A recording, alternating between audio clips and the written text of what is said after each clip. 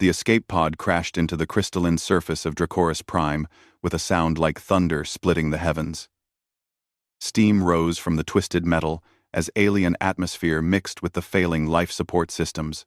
Inside, a human child, no older than 8 years old, lay unconscious, his small chest rising and falling in shallow breaths. Elder Dragon Vorthak was the first to arrive at the crash site. His massive form, easily 300 meters from snout to tail, cast a shadow that could eclipse small moons. Scales the color of molten copper rippled across his ancient hide as he lowered his great head to investigate the strange vessel. The other dragons of his brood circle gathered behind him, their own immense forms creating a semicircle of living mountains. "What manner of craft is this?" rumbled Zephyra, her voice like grinding tectonic plates. Her emerald scales caught the light of Dracoris Prime's twin suns as she stretched her neck forward for a better look. Vorthak's golden eyes, each the size of a starship's viewport, focused on the pod's strange markings. The symbols were unlike any dragon script he had seen in his 7,000 years of existence. They were simple, angular, and somehow spoke of a species that valued function over the elaborate artistic curves that decorated dragon architecture. "The metal is unknown to us," observed Tyrannus, the black-scaled war leader whose breath could melt asteroids. "Yet it withstands our atmospheric pressure and maintains its shape, despite the impact." As the eldest of the brood circle, Vorthak made the decision to tear open the pod with one careful claw. The metal parted like silk, revealing the small figure within. The dragons had never seen anything quite like it. The creature was tiny, fragile-looking, with pale skin and short dark hair.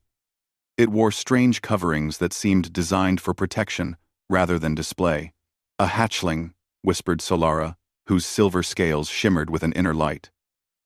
"But of what species?" "Kroof." The child's eyes fluttered open, revealing irises of startling blue. He should have been terrified, surrounded by beings that could have swallowed him whole without effort.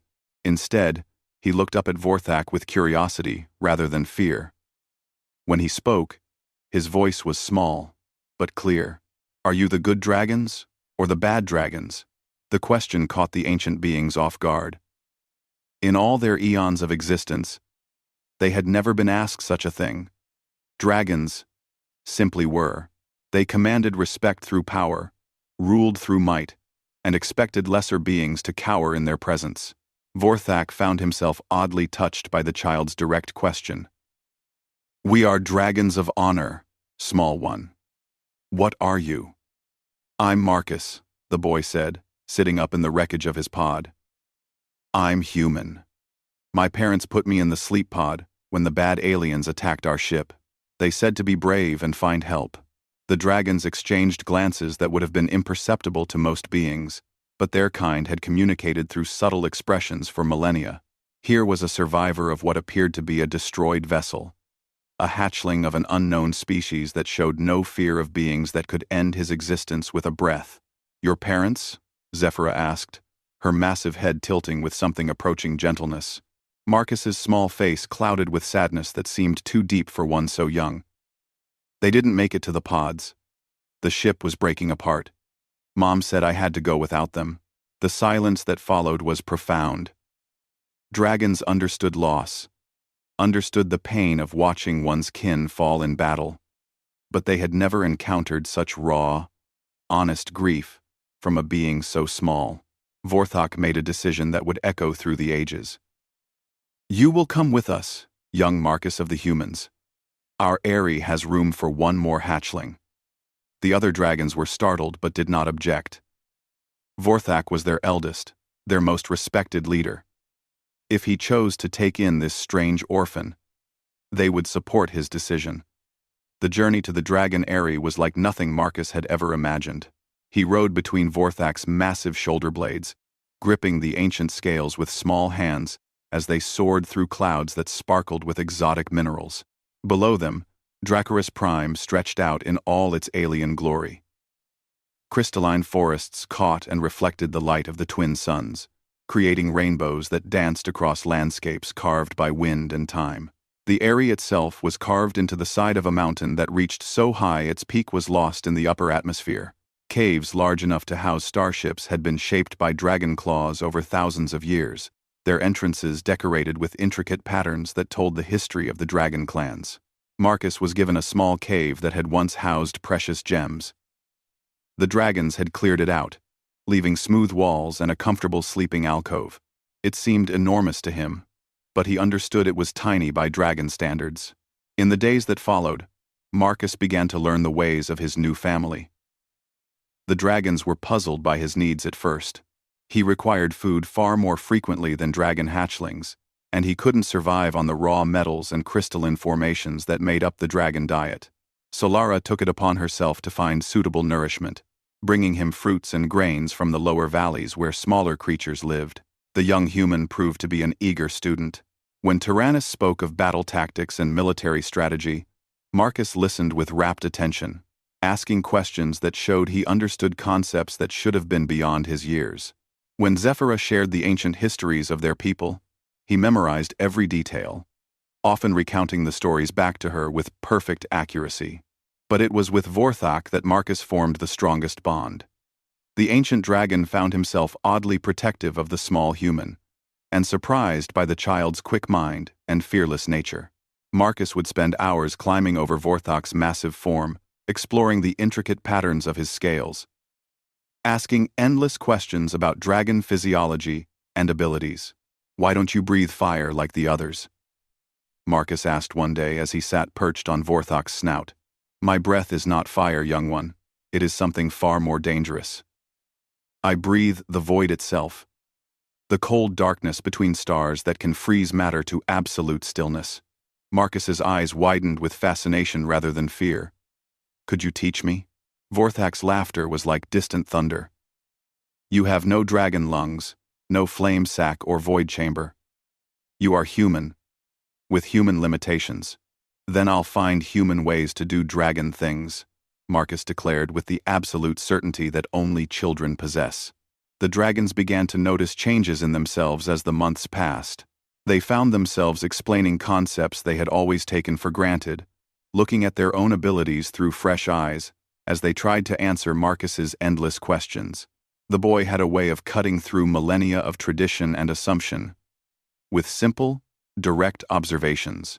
When Marcus turned 9, the dragons held their first ever birthday celebration. They had no concept of marking the passage of individual years, but Marcus had explained the human custom, and they found themselves oddly moved by the idea of celebrating his continued growth and learning.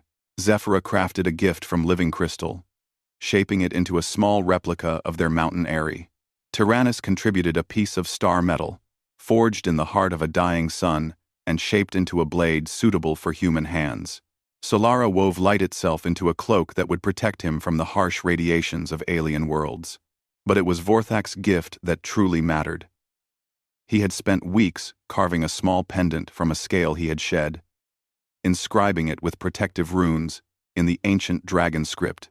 When he placed it around Marcus's neck, the magic within activated, creating an invisible bond between dragon and human. "This will let you speak with us across any distance," Vorthak explained, "and it will let you understand and be understood by any intelligent species. You are dragonkin now, Marcus. That comes with both privileges and responsibilities." As Marcus grew, so did his understanding of the complex society he had joined. Dragons were not the simple, treasure-hoarding beasts of human legend. They were scholars and warriors, philosophers and artists. Each dragon specialized in different areas of knowledge, and together they formed a civilization that had endured for millions of years. The dragons, in turn, learned from their human ward. Marcus's quick reflexes and problem-solving abilities often found solutions to problems that had puzzled them for centuries. His different perspective, shaped by human evolution and culture, provided insights that their ancient minds had never considered. By the time Marcus reached his teenage years, he had become something unique in the galaxy. He possessed the accumulated knowledge of an ancient dragon civilization, but retained the adaptability and innovation that made humans special. He could recite the complete military histories of 17 different galactic empires. But he could also jury-rig technology in ways that made dragon engineers scratch their massive heads in bewilderment. The transformation was not one-sided. The dragons found themselves changing as well, becoming more curious about the wider galaxy, more willing to question long-held beliefs. Marcus's presence had awakened something in them that had been dormant for eons. The desire to explore, to grow, to become more than they had been. When the first signals reached Dracoris Prime, indicating that other human ships had survived the attack that destroyed Marcus's family, the dragons were faced with a choice. They could hide their human ward, keep him safe in their mountain eyrie, or they could help him reconnect with his own kind. Marcus made the choice for them. Now, 16, and standing nearly as tall as a dragon's claw, he looked out at the stars with eyes that burned with purpose. "I need to find them," he said simply. "My people need to know they're not alone. And maybe, if I'm very lucky, I can help them become something more." Vorthak studied his adopted son with ancient eyes that had seen civilizations rise and fall. The child who had asked if they were good or bad dragons had grown into something unprecedented. A human who thought like a dragon, with all the power and responsibility that entailed. "Then we will help you find them," the ancient dragon rumbled. "And perhaps it is time for dragons to walk among the stars once more." 20 years had passed since Marcus first crashed on Dracoris Prime, and the galaxy had begun to hear whispers of something unprecedented. Stories filtered through trade routes and diplomatic channels of a human who commanded dragons, of impossible victories against overwhelming odds, of a figure who seemed to bridge the gap between myth and reality. The first encounter happened in the Kepler Nebula, where a human colony ship had been trapped by Vrex raiders for 3 months. The Vrex were one of the galaxy's most feared predators, insectoid creatures whose technology was built for one purpose: stripping planets of resources and enslaving or consuming their populations. Their chitinous armor could deflect most energy weapons, and their ships moved through space like hungry swarms. Captain Sarah Chen had resigned herself to death when her sensors detected the impossible. A massive dragon, its copper scales gleaming against the nebula's gas clouds, descended from the cosmic dust, trailing smaller forms behind it. But what truly defied belief was the figure standing on the dragon's head. Perfectly balanced, despite the creature's massive size, Marcus had grown into a man who seemed carved from living contradiction.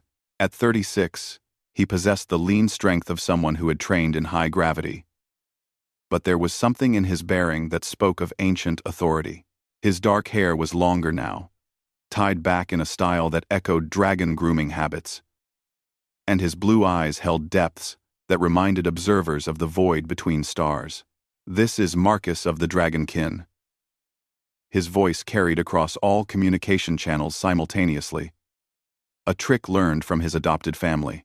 "Release the human vessels immediately, and you will be permitted to leave this system intact."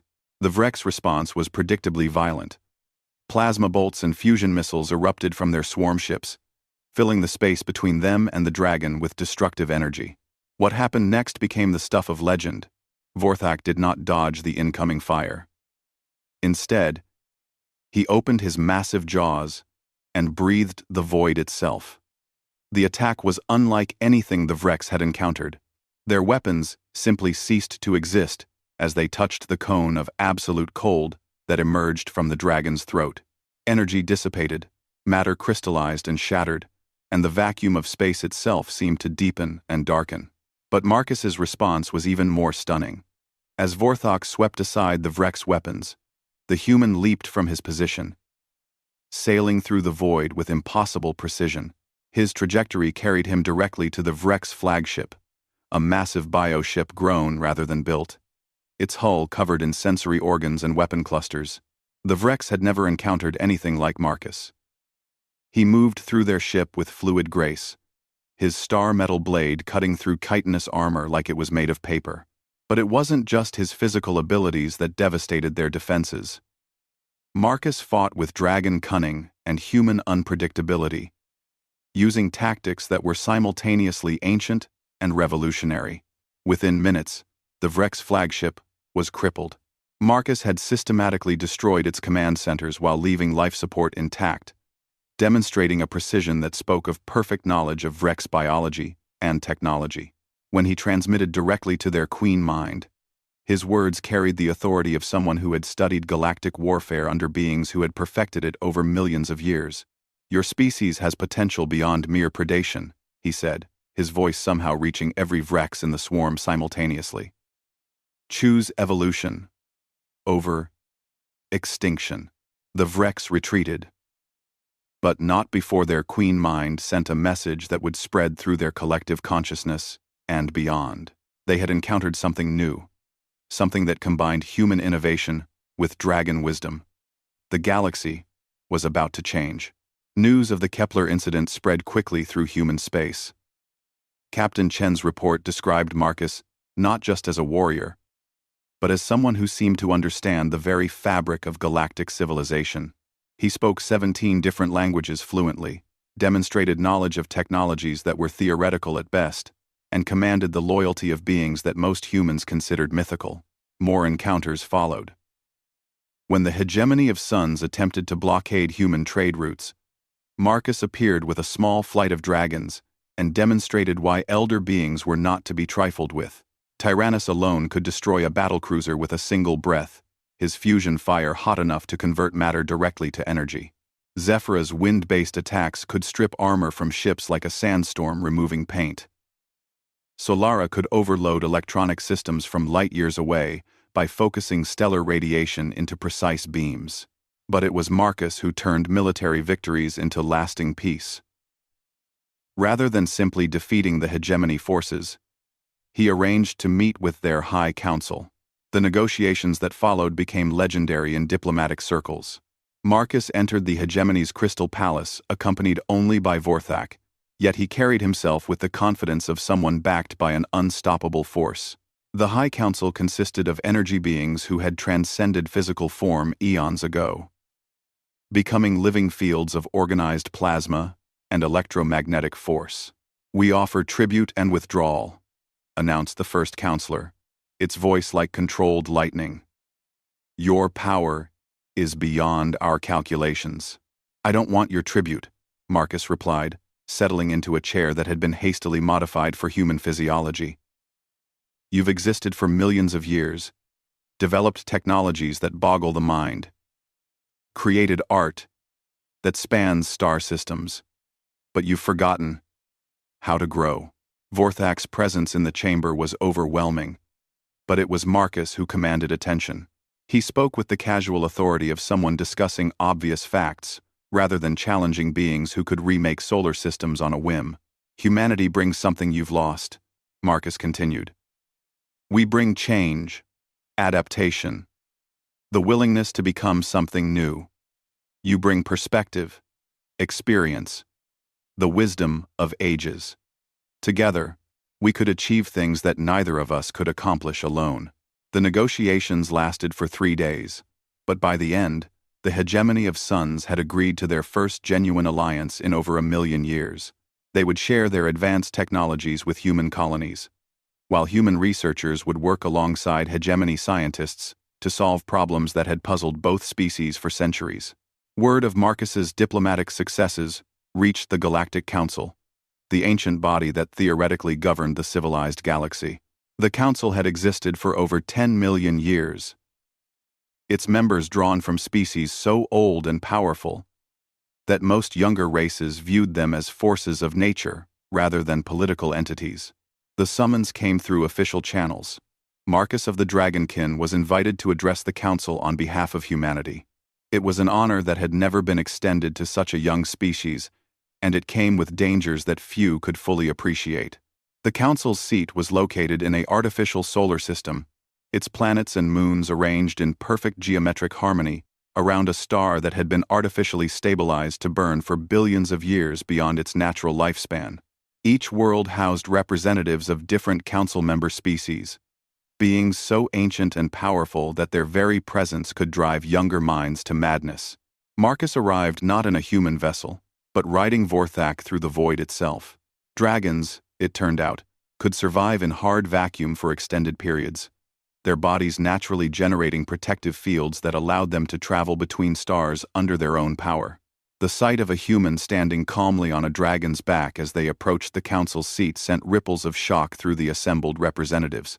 The council chamber itself was a marvel of engineering and artistry. It existed in multiple dimensions simultaneously, allowing beings of vastly different physiologies to interact on equal terms. The ethereals existed as pure thought, their consciousness visible as shifting patterns of light. The crystalline hierarchs were living mountains of organized mineral, their thoughts expressed through harmonic vibrations. The Time Walkers appeared as constantly shifting shadows, their forms existing across multiple temporal states at once. At the center of it all sat the speaker, a being so ancient that its species had forgotten its own name. It existed as a localized gravitational field, its thoughts expressed through precise manipulations of space-time that created words in the listeners' minds. The council recognizes Marcus of the Dragon Kin. The speaker's voice resonated through multiple dimensions. You come to speak for humanity, yet you arrive with companions whose kind has not walked among the council for 50 million years. Vorthok's response shook the chamber. When an elder dragon chose to communicate directly with beings of such power, the effect was like controlled stellar fusion. We return because our kin has given us reason to rejoin the galaxy. Humanity has reminded us that growth and wisdom need not be mutually exclusive. The assembled council members exchanged communications in forms that existed beyond normal perception. Finally, the speaker addressed Marcus directly. You have achieved much in a short time, young human. You have forged alliances where none existed, prevented wars that would have consumed systems, and somehow convinced species that have been isolated for eons to join the greater galactic community. Yet we sense something more in your purpose. Marcus stepped forward, his human form tiny among beings that could reshape reality with their thoughts. Yet his voice carried clearly through the chamber, and his words were backed by the absolute certainty that came from years of dragon teaching. The galaxy is stagnant, he said simply. You've achieved incredible things, built civilizations that span thousands of worlds, developed technologies that border on magic. But when was the last time any of you truly changed? When was the last time you became something more than you were? End quote. Thank you for watching. End quote. End quote. The silence that followed was profound. These were beings that had existed since the galaxy's youth, who had seen stars born and die, who had achieved what most species considered godlike power. Yet Marcus's words struck at a truth they had all felt but never acknowledged. Humanity is young, Marcus continued.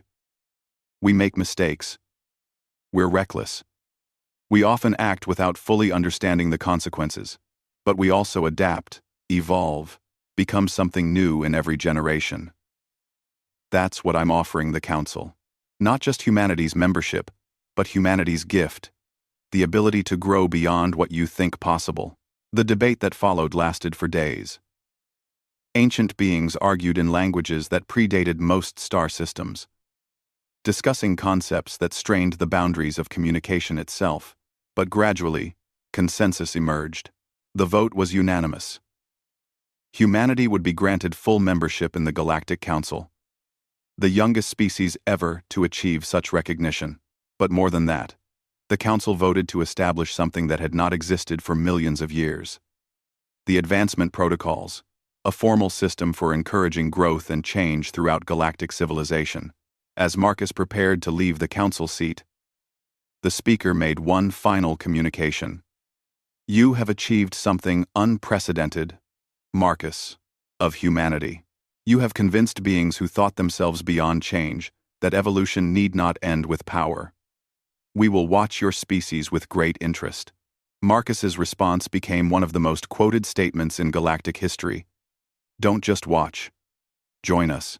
The universe is vast enough for all of us to become something amazing. The return journey to human space was triumphant, but Marcus knew it was only the beginning. He had established humanity as a major player in galactic politics. But the real work was just starting. Across human space, colonies were beginning to implement technologies shared by their new allies. Research stations were being established where human scientists worked alongside beings whose understanding of the universe spanned eons. But perhaps most importantly, other species were beginning to change as well. The hegemony of suns had started accepting younger energy beings into their hierarchy for the first time in millennia. The Vreks were experimenting with symbiotic relationships rather than purely predatory ones. Throughout the galaxy, ancient species were rediscovering the joy of growth and discovery. As Vorthak soared through the cosmic void with Marcus on his back, the ancient dragon shared a thought that would have surprised his younger self. When I first found you crashed on our world, I thought we were simply rescuing an orphaned hatchling. I did not realize we were adopting the catalyst that would transform the galaxy. Marcus smiled, his eyes reflecting the light of distant stars. The transformation has only just begun. Wait until you see what we accomplish next. 50 years had passed since Marcus first addressed the Galactic Council, and the changes he had set in motion had transformed the very nature of civilization itself. What had once been a static collection of ancient empires had become a dynamic network of growth and discovery. Species that had not communicated for millions of years were now collaborating on projects that pushed the boundaries of what was considered possible. But with great change came great challenges. The entropy cults had emerged from the dark spaces between galaxies. Ancient beings who viewed the new age of cooperation and growth as an aberration to be corrected. They commanded technologies that operated on principles beyond current understanding. Weapons that could age stars to death in moments, and devices that unraveled the quantum bonds holding matter together. The first attacks came without warning. Entire star systems simply ceased to exist, leaving behind voids in space where once there had been thriving civilizations. The cult's message was delivered simultaneously to every world in the galaxy. Return to stasis, or embrace oblivion. Change ends now. Marcus, now in his 70s but still possessed of the vitality that came from decades of dragon companionship, stood in the emergency assembly of the Galactic Council. The great chamber that had once been filled with the confident voices of ancient powers now hummed with uncertainty and fear. "They're beyond our individual capabilities," admitted the speaker, its gravitational field flickering with distress. "The entropy cults command forces that predate our oldest civilizations. Their technology operates on principles we abandoned eons ago, as too dangerous." Vorthak's massive form coiled around the council chamber, his ancient presence providing what comfort it could. But even the elder dragon showed signs of concern.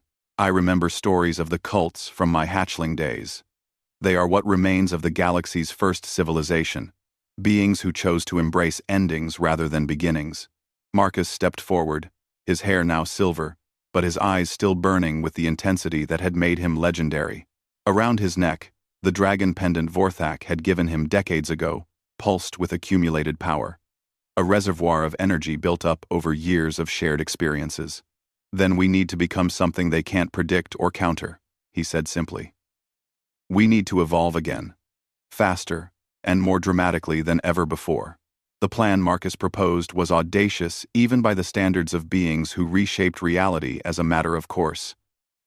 He wanted to attempt something that had been theoretical for millions of years, the creation of a true collective consciousness that preserved individual identity while allowing instantaneous communication and coordination across galactic distances. "It's never been done," protested one of the ethereals, its thought patterns flickering with doubt. "The risks of consciousness collapse, of losing individual identity in the collective, are too great. Everything we've achieved has been something that's never been done before," Marcus replied. "That's what makes us capable of growth. The entropy cults are counting on us to respond with old patterns, ancient strategies. Instead, we're going to become something entirely new." The process began on Dracoris Prime, in the mountain Eyrie, where Marcus had grown up. Dragons possessed natural telepathic abilities that made them ideal coordinators for the consciousness network. Humans brought adaptability and innovation. The other council species contributed their own unique capabilities. The hegemony's energy manipulation, the crystalline hierarch's data storage and processing, the Time Walker's ability to perceive multiple temporal possibilities simultaneously. Marcus stood at the center of it all.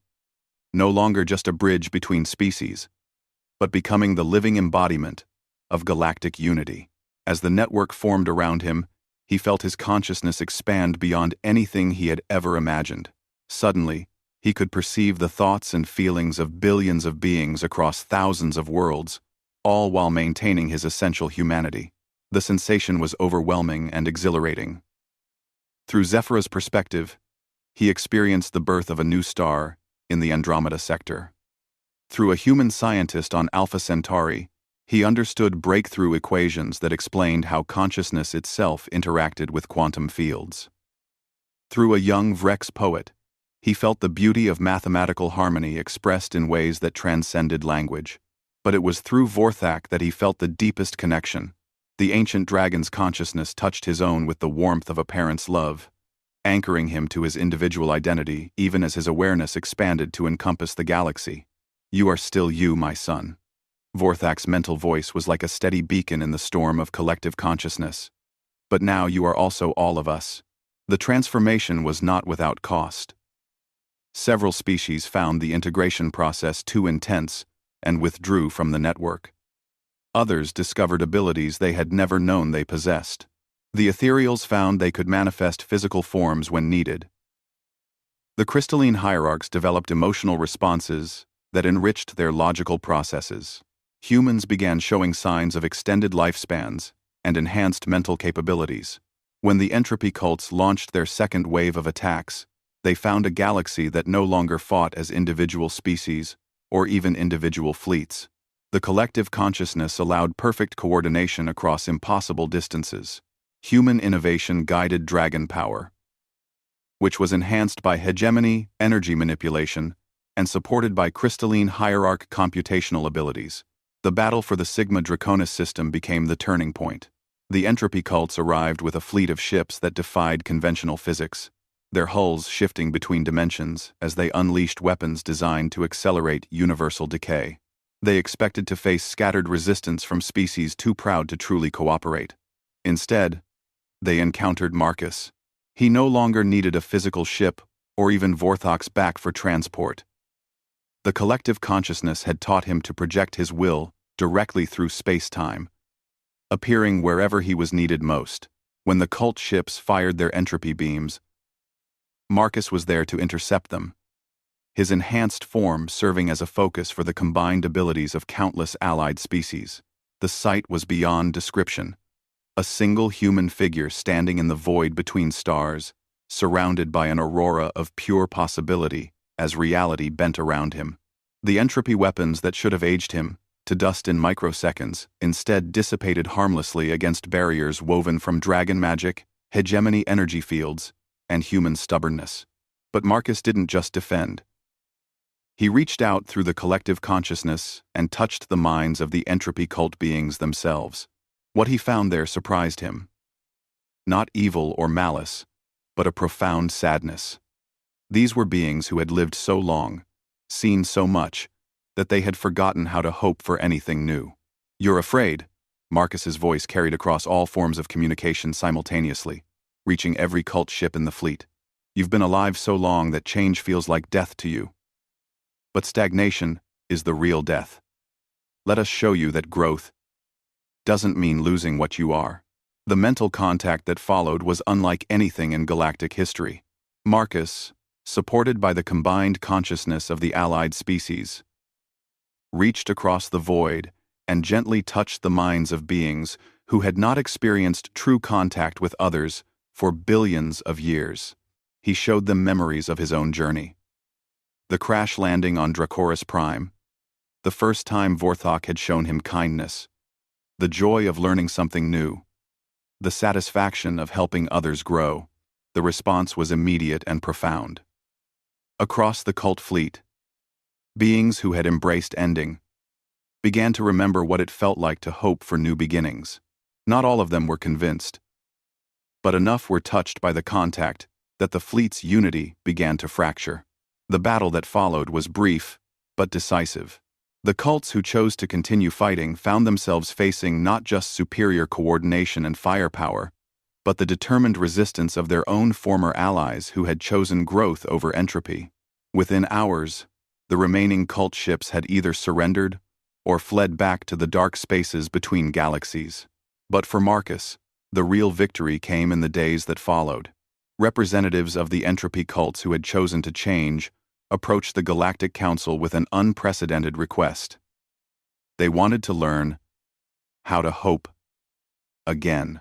These beings, who commanded technologies that could reshape reality itself, wanted to discover what it meant to grow and evolve. The integration process was delicate and took years to complete. Beings who had existed for billions of years had to rediscover concepts like curiosity, wonder, and joy.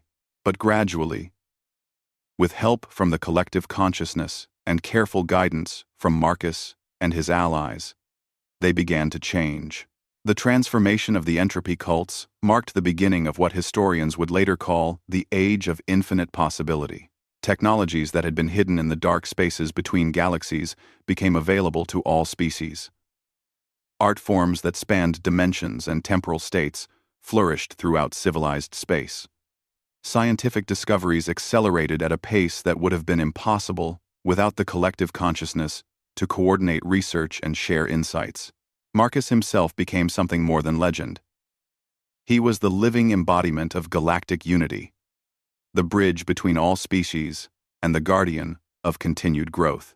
His consciousness was simultaneously individual and collective, human and universal. When young beings across the galaxy faced impossible challenges, they would invoke his name not as a prayer to a distant god, but as a reminder that growth and change were always possible. On his 100th birthday, celebrated simultaneously on 1,000 worlds, Marcus stood once again in the dragon eyrie of his youth. Vorthak was there beside him, the ancient dragon now showing signs of his incredible age, but still possessed of the wisdom that had first captured a human child's imagination. "Do you ever wonder what would have happened if you had chosen differently that day?" Marcus asked, looking out at the crystalline forests of Dracoris Prime. "If you had simply left me in that crashed pod?" Vorthak's mental laughter was warm and rich. "I wonder instead what marvels we would have missed. You have shown us that the greatest treasures are not hoarded in caves, but shared with others so they can grow into something even more wonderful." Around them, the collective consciousness hummed with the thoughts and dreams of countless beings, all connected by the vision of a human child who had asked if dragons were good or bad. The galaxy had become something unprecedented, a true community of minds, working together toward infinite possibility. But Marcus knew this was still just the beginning. Beyond their galaxy, others waited in the cosmic void, each with their own challenges and opportunities for growth. The network they had built could expand beyond a single galaxy, creating connections that spanned the entire universe. As he stood watching the alien sunset paint strange colors across an impossible sky, Marcus smiled with the quiet satisfaction of someone who had found his purpose. He had started as an orphaned child asking simple questions about good and evil. He had become the guardian of growth itself, ensuring that no being would ever again have to choose between stagnation and oblivion. The universe was vast and full of wonders yet to be discovered, and thanks to the bond between a human child and the dragons who chose to raise him, there would always be those willing to explore, to grow, to become something more than they had been before. In the end, that was humanity's greatest gift to the galaxy. Not just the ability to change, but the absolute certainty that change was always possible, always worth pursuing, and always something to be shared rather than hoarded. The child who had crashed on an alien world had grown into the myth that would inspire countless generations to reach for the stars and never stop growing toward the light.